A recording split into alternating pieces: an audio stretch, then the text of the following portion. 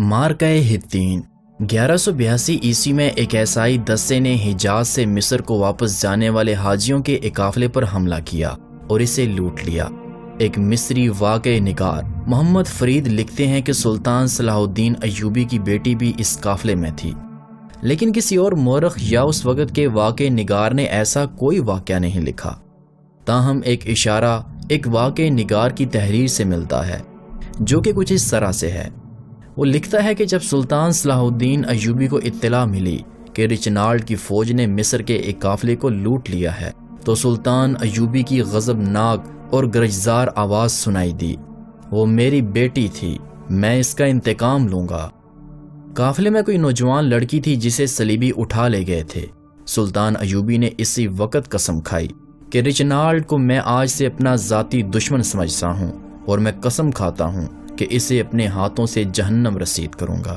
سلطان نے عیسائیوں کو سبق سکھانے کے لیے حطین کے مقام کو میدان جنگ بنانے کا فیصلہ کیا۔ حطین دراصل فلسطین کا ایک گمنام سا گاؤں تھا، لیکن سلطان صلاح الدین ایوبی نے اسے وہ عزت بخشی کہ عیسائی دنیا کے جنگی مبصر آج بھی تجزیے کرتے نظر آتے ہیں کہ صلیبی جنگوں کے اس ہیرو نے کیسے دشمن کو ایسی شرمناک شکست دی کہ صلیبیوں کے ایک کے سوا باقی تمام حکمران جنگی قیدی بن چکے تھے۔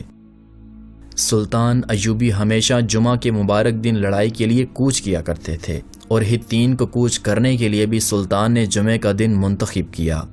یہ 15 مارچ 1187 عیسوی کا دن تھا۔ سلطان نے فوج کا ایک حصہ ساتھ لیا اور کرک کے قلعے کے قریب خیمہ زن ہو گئے۔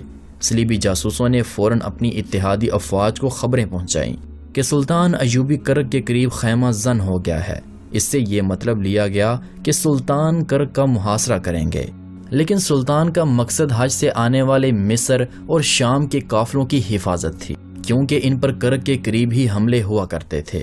حاجیوں کے قافلے گزر جانے کے بعد سلطان صلاح الدین ایوبی نے 28 مئی 1187 عیسوی کے روز مصر اور شام کے قریب ایک جگہ پر پڑاؤ ڈالا۔ سلطان کا یہ ارادہ تھا کہ مصر اور شام کی فوجیں اس سے آ ملیں گی۔ سلطان کا بڑا بیٹا الملک الفضل، جس کی عمر 16 سال تھی، ایک مشہور سالار مظفر الدین کے ساتھ جا ملا۔ اس طرح سلطان کی ساری فوج جمع ہو گئی۔ سلطان نے اپنے سالاروں کو ہدایات دینے کے لیے آخری بار جمع کیا اور کہا، میرے رفیقو، اللہ تمہارا مددگار ہو۔ دلوں سے اپنے عزیزوں اور اپنے گھروں کا خیال نکال دو، اور دلوں میں قبلہ اول کو بسا لو، اور دلوں میں خدائے ذوالجلال کا اسم مبارک نقش کر لو، جس نے ہمیں یہ سعادت بخشی کہ ہم قبلہ اول کو آزاد کرائیں اور اپنی بیٹیوں کی بے عزتی کا انتقام لیں جو کہ کفار کے ہاتھوں بے آبرو ہوئیں۔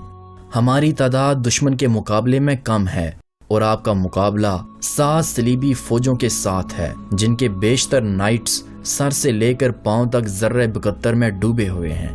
سلطان نے کہا کہ آپ جانتے ہیں کہ میں ہر جنگ جمعہ کے مبارک دن کرتا ہوں۔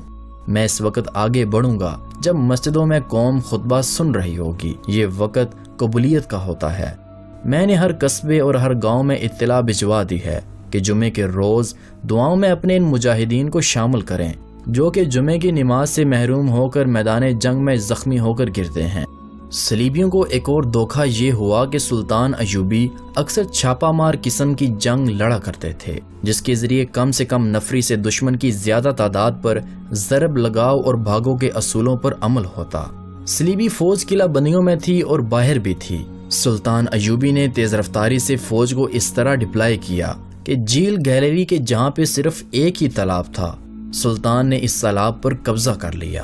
صلیبیوں کی ایک فوج نے سیفوریا کے مقام پر اپنا پڑاؤ ڈالا، لیکن سلطان ایوبی آگے بڑھ کر مقابلہ کرنے کے بجائے تبریا کے مقام پر رکے رہے۔ وہ دراصل صلیبیوں کو حطین کے قریب لانا چاہتے تھے۔ جب صلیبی آگے آتے نظر نہ آئے تو سلطان نے پیادہ دستے ذرا سا آگے بھیجے اور خود ہلکا رسالہ لے کر تبریا پر حملہ کر دیا، اور حکم دیا کہ تبریا کو تباہ و برباد کر کے شہر کو آگ لگا دی جائے، کیونکہ تبریا کا قلعہ ذرا ہٹ کر تھا۔ فوج قلعے میں تھی۔ شہر کو بچانے کے لیے فوج قلعے سے نکل کر شہر کو روانہ ہوئی۔ سلطان ایوبی نے اس کا راستہ روک لیا۔ صلیبیوں کی فوج جو کہ قلعے سے آئی تھی، ان کی کمان رینالڈ کے ہاتھ میں تھی۔ تبریا کی ٹیکریوں پر اس کی اور سلطان ایوبی کے سپاہیوں کی آمنے سامنے لڑائی ہوئی۔ قاضی بہاؤالدین شداد اس لڑائی کا آنکھوں دیکھا حال ان الفاظ میں بیان کرتے ہیں۔ وہ لکھتے ہیں کہ دونوں فوجوں کے سواروں نے ایک دوسرے پر حملہ کر دیا۔ ہرول کے سوار تیر چلاتے آ رہے تھے، صلیبیوں کو موت نظر آنے لگی تھی اور مسلمانوں کو پیچھے دریا اور سامنے دشمن نظر آ رہا تھا۔ پیچھے ہٹنے کے لیے ان کے پاس کوئی جگہ نہ تھی، سو یوں دونوں فوجیں اتنے قہر سے لڑیں کہ جس کی مثال تاریخ پیش نہیں کر سکتی۔ سارا دن لڑائی جاری رہی۔ رات کو مسلمان چھاپا ماروں نے دشمن کو پریشان رکھا۔ دشمن کی فوج اور گھوڑے پیاسے تھے، لیکن پانی پر مسلمان قابض تھے۔ چھاپا مار دشمن کو پانی کی تلاش میں جانے بھی نہیں دیتے تھے۔ اگلے روز صلیبیوں نے ٹیکریوں پر چڑھ کر لڑائی لڑی۔ مسلمان بڑھ چڑھ کر حملہ کرتے گئے، مگر صلیبی بلندیوں سے فائدہ اٹھا رہے تھے۔ مسلمانوں کا رسالہ چونکہ ہلکا تھا، اس لیے انہوں نے ٹیکریوں کا گھیراؤ کر کے اوپر چڑھنا شروع کر دیا۔ پیادہ تیر اندازوں نے ان کے سروں کے اوپر سے تیر برسائے۔ اتنے میں صلیبیوں نے دیکھا کہ ان کے کمانڈر کا جھنڈا نظر نہیں آ رہا۔ ہوا دراصل یوں کہ ان کا بادشاہ ریمانڈ میدان جنگ سے بھاگ گیا تھا، حالانکہ اس نے صلیبی اعظم پر ہاتھ رکھ کر اپنے اتحادیوں کا وفادار رہنے اور پیٹھ نہ دکھانے کا حلف اٹھایا تھا۔ صلیبیوں کے بھاگنے کے تمام راستے بند ہو چکے تھے۔ اب صلیبی دفاع جنگ لڑ رہے تھے، بلندیاں ان کی مدد کر رہی تھیں۔ مسلمانوں نے لکڑیاں جمع کر کے صلیبیوں کے ارد گرد آگ لگا دی۔ رات کو سلطان ایوبی کی فوج گھاس اور لکڑیاں جمع کرتی اور آگ تیز کرتی رہتی۔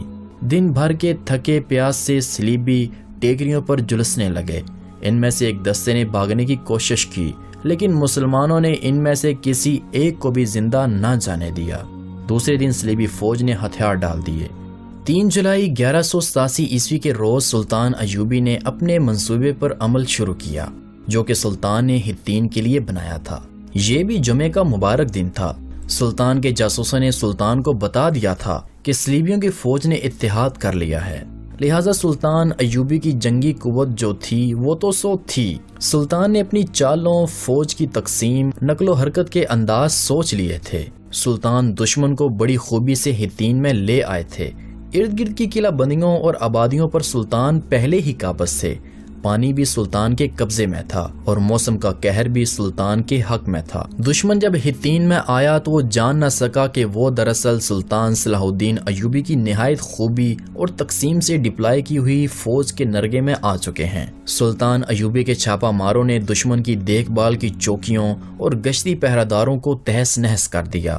ایوبی فوج نے نہ تو رات اور نہ ہی دن کو انہیں آرام کرنے دیا۔ ایوبی فوج رات کو دشمن کو نہ تو آرام کرنے دیتے اور نہ ہی جرنیلوں کو سوچنے کی مہلت دیتے۔ بلاخر 4 جولائی 1187 عیسوی کے روز سلطان ایوبی کی فوج کے درمیانی حصے نے آمنے سامنے ہو کر جنگ لڑی۔ ٹیکریوں کی وجہ سے میدان جنگ تنگ تھا۔ صلیبی ادھر ادھر سے آگے بڑھنے کی کوشش کرتے تو مسلمانوں کا لائٹ رسالہ حرکت میں آ جاتا۔ تیر انداز بلندیوں پر تھے جہاں سے وہ صلیبیوں پر تیروں کا می برسا رہے تھے۔ سلطان ایوبی کی کیفیت یہ تھی کہ سلطان کبھی نیچے اور کبھی اوپر چڑھتے جاتے اور ان کے برق رفتار قاصد سلطان کے پاس پیغامات لائے جا رہے تھے۔ صلیبی نائٹس کی ذرہ بکتر انہیں جلا رہی تھی۔ ان کے گھوڑے پیاسے تھے اور پانی سامنے ہونے کی وجہ سے ان کی پیاس میں مزید اضافہ ہوتا گیا۔ صلیبیوں نے کمک منگوا کر ایک جوابی حملہ کیا جو کہ ان کی آخری امید تھی۔ جہاں انہوں نے حملہ کیا وہاں کی کمان سلطان صلاح الدین ایوبی کے ایک سالار تقی الدین کے ہاتھ میں تھی۔ تقی الدین نے حملہ روکنے کے لیے اپنے دستوں کو نیم دائرے کی شکل میں کر دیا۔ دشمن سیدھا اور سر پٹایا۔ تقی الدین نے نیم دائرے کے سرے بند کر دیے اور صلیبی گھیرے میں آ گئے۔ مسلمان سواروں نے انہیں کاٹ اور کچل ڈالا۔ اب جنگ کی صورتحال یہ تھی کہ صلیبی ہتین کے میدان میں دفاعی جنگ لڑ رہے تھے۔ ہتین سے دور ان کا اگر کوئی دستہ رہ گیا تھا تو وہ بھی مسلمانوں کے ہاتھوں بیکار ہو چکا تھا، اور یہ پہلا اور آخری موقع تھا کہ عکا کا پادری یعنی محافظ صلیب اعظم اپنی صلیب کے ساتھ میدان جنگ میں موجود تھا۔ یعنی جس صلیب پر صلیبیوں نے اسلام کو ختم کرنے کے لیے حلف اٹھائے تھے وہ صلیب میدان جنگ میں لائی گئی تھی، مگر صلیبی بادشاہوں نے پیٹھ دکھانی شروع کر دی۔ گائی آف لوزینان اپنے 2 ساتھیوں کے ساتھ بھاگ رہا تھا۔ اسے مسلمان سواروں نے دیکھ لیا اور انہیں زندہ پکڑ لیا۔ عکا کا پادری اس جنگ میں مارا گیا اور صلیب اعظم مسلمانوں کے قبضے میں آ گئی۔ جبکہ زور کی تحریروں سے پتہ چلتا ہے کہ بیت المقدس کی فتح کے بعد سلطان صلاح الدین ایوبی نے صلیب وہاں کے عیسائیوں کو احترام سے لوٹا دی۔ شام تک جنگ حطین کا فیصلہ ہو چکا تھا، صلیبیوں کے جانی نقصان کا کوئی شمار نہ تھا، باقی فوج نے ہتھیار ڈال دیے تھے۔ سلطان ایوبی کے سامنے جو قیدی لائے گئے تھے، اس میں ریمانڈ کے سوا باقی 6 اتحادی بھی تھے، جس میں کرک کا گورنر رچنالڈ بھی تھا، جسے سلطان نے اپنے ہاتھوں قتل کرنے کی قسم کھائی تھی۔ قاضی بہاؤالدین زکریا شداد لکھتے ہیں کہ سلطان ایوبی نے صلیبی بادشاہ جعفرے کو شربت پیش کیا۔ جعفرے نے آدھا شربت پی کر گلاس رچنالڈ کو دے دیا۔ رچنالڈ شربت پینے لگا تو سلطان ایوبی نے اپنے ترجمان سے گرج کر کہا، اس رچنالڈ سے کہو کہ اسے میں نے نہیں، اپنے بادشاہ نے شربت دیا ہے۔ اہل عرب مہمان صرف اسے شربت پیش کرتے ہیں جس کی وہ جان بخش چکے ہوتے ہیں، سو میں نے رچنالڈ کو شربت پیش نہیں کیا۔ سلطان نے خادموں سے کہا کہ ان سب کو کھانے پر بٹھاؤ۔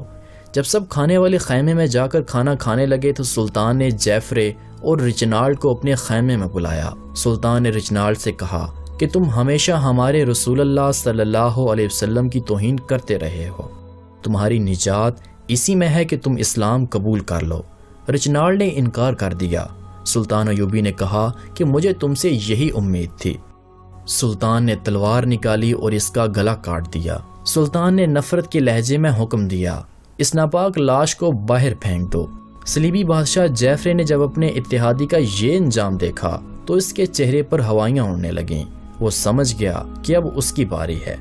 سلطان ایوبی نے اسے دیکھا تو آگے بڑھ کر اس کے کندھے پر ہاتھ رکھ دیا اور تحمل سے کہا، بادشاہ بادشاہوں کو قتل نہیں کرتے، لیکن اس کے گناہ ایسے تھے کہ مجھے اسے اپنے ہاتھوں قتل کرنے کی قسم کھانی پڑی۔ حطین کی فتح اس لیے بھی اہم تھی کہ سلطان ایوبی نے ارض فلسطین کا دروازہ توڑ لیا تھا اور اس میں داخل ہو چکے تھے۔ اتنا وسیع علاقہ فتح کرنے کے بعد سلطان ایوبی کے لیے بیت المقدس کو فتح کرنا آسان تھا۔